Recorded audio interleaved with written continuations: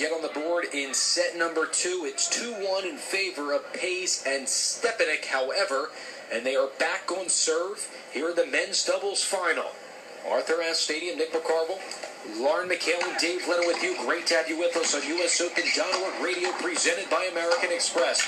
Pays steps into a forehand, returned by Stepanek, and then Suarez right at the net, slams it down with a swinging forehand volley cross court. Love 15. What a great setup there, right by Pays, setting up his partner at net, who was very aggressive.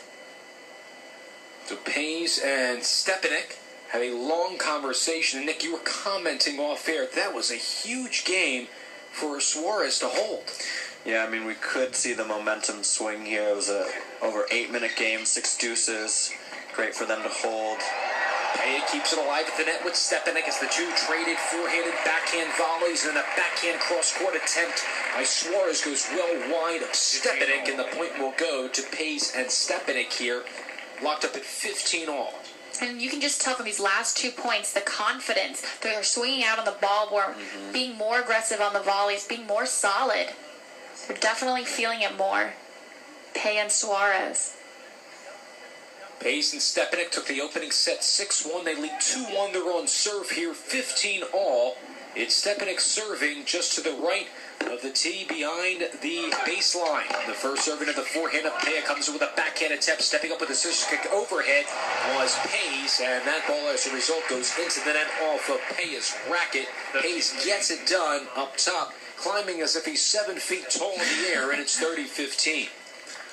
Full box for Pays and Stepanek on the north side of the court. Stepanek currently linked to Petra Kvitova, top 10 player. He was, I think, actually might still be married to Nicole Vidasova, former Czech player, and a long time ago dated Martina Hingis. At 30-15, Pays with a backhand volley went in his body right at his belly button, but handled it nicely towards the cross-court side of Alexander Pays in the black cap, and it's 40-15. 2 chances here in this game for Pays and Stepanek to hold serve. They lead it 2-1 overall in this second set over the 2-seeded tandem of Pays and Suarez. And at 40-15, Stepanek tried to go right down Broadway, but into the net. And here comes Stepanek's second serve. Takes a few moments to collect his breath. Bounces the ball the total of 4 times. Ball along the racket goes into a serving motion. Spins into the backhand of Pays. And the one-handed backhand long tried to go down the line. And the game will go to Pays and Stepanek. They hold at 3-1. 3 games away from the title. Good eye right there by Pays, telling Stepanek not to touch the ball as he was coming into net off a serve and volley. Pays and Stepanek meet behind the baseline, and Pays puts up a fist on his right side of his body and says, come on, let's go to Stepanek on the other side. Not much talking here for Pays and Suarez. It's Pays serving in the all-Wilson gear. Down 1-3. There's a forehand of Pays. Drop volley there by Pays. Suarez has to put it behind his head on the lob attempt. Pays with a forehand, and that is good on an overhead smash by Leander Pays, standing adjacent to the doubles alley on the deuce side of the court. It's low 15. Going back to what you said, Dave, about they're not talking as much, I think that's what could be hurting them right now, especially when I play doubles. You need to be communicating with your partner at all times, especially when things aren't going well. You need to discuss the game plan and know that you have each other's backs out there. At love 15, Pays towards the backhand of Stepanek. Wanted to go forehand instead. And a second serve chance here in game number 5 of set number 2. To the backhand of Stepanek, tried to lob it over the head of Suarez. Suarez jumps up about a foot in the air and slams the overhead right down the middle. And we're locked up at 15 all.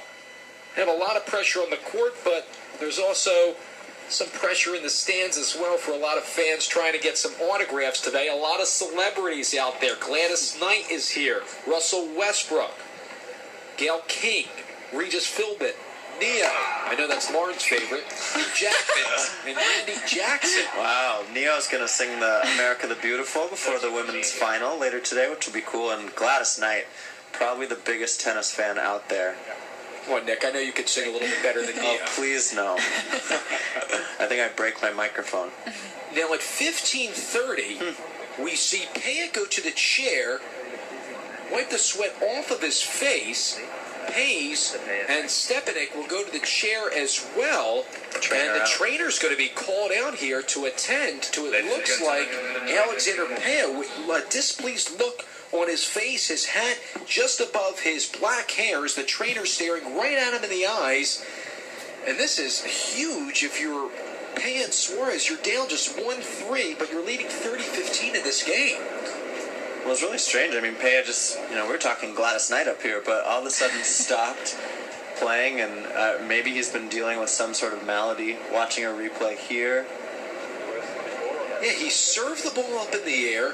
Then, after he went through a service motion, kind of hopped gingerly towards the service line from the deuce side. So he has his ankles wrapped up in a black wrapping, but we don't know exactly what the deal here is with Alexander Peja. Again, he takes the ball back. We're watching the replay here, throws it up in the air. It appears to be a clean toss.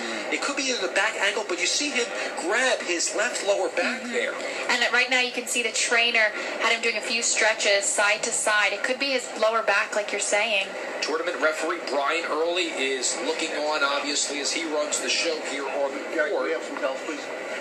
So what they'll do here is they'll assess the injury, and then they'll announce if a medical timeout is being taken. Early assessing the situation, the trainer's telling him that they do need those 3 minutes is what he gets on court, and now Peja on his right side, and it looks, lower back issue of some sort. That's exactly what it is. Peja is now receiving a medical timeout.